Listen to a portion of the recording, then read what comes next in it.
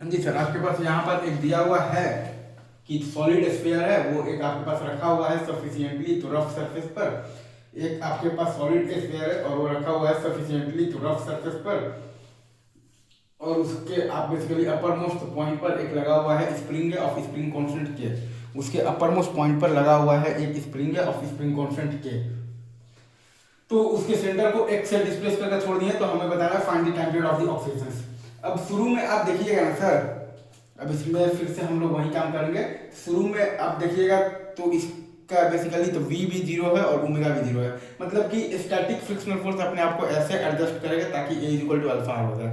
ये केस में होगा क्या ना सर कि स्टैटिक फ्रिक्शनल फोर्स अपने आप को ऐसे एडजस्ट करेगा ताकि a इक्वल टू अल्फा हो जाए। ये केस में होगा क्या ना सर कि स्टैटिक फ्रिक्शनल फोर्स अपने आप को ऐसे एडजस्ट करेगा ताकि a इक्वल टू अल्फा हो जाए, राइट। तो वही कॉन्सेप्ट जब हम लोग यहाँ पर लगाएंगे तो a बराबर हमारे पास क्या आ जाएगा 2kx minus F by M.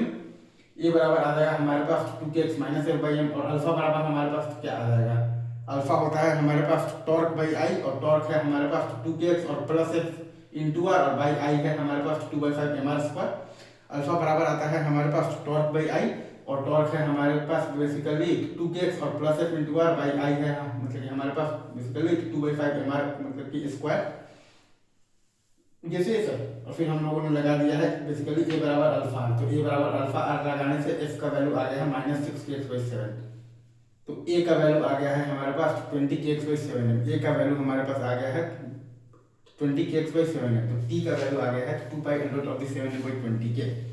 ए का वैल्यू हमारे पास आ गया है 20kx/7, तो टी का वैल्यू हमारे पास आ गया है 2π√7/20k। टी का वैल्यू आ गया है 2π√7/20k। अब हम लोग चाहें तो ये आपके पास फोर्स मेथड है, हम लोग चाहें तो ये सवाल को बेसिकली एनर्जी मेथड से भी कर सकते हैं। अगर ये आपका x से डिस्प्लेस हुआ है तो ये आपका जो स्प्रिंग में एलोंगेशन आपके पास कितना आएगा, तो 2x आएगा, तो half into K into 4x square और प्लस 7/10 mv स्क्वायर बराबर constant, half into K into 4x square और प्लस 7/10 mv स्क्वायर बराबर कॉन्स्टेंट।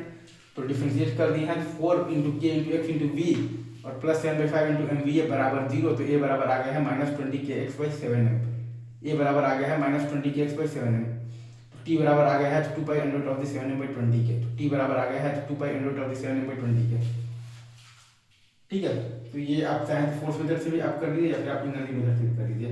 यहाँ पर बेसिकली आपको बस एक चीज़ का ध्यान देना है कि स्टैटिक फ्रिक्शनल फोर्स अपने आप को ऐसे एडजस्ट करेगा ताकि ए इक्वल टू अल्फा हो जाए।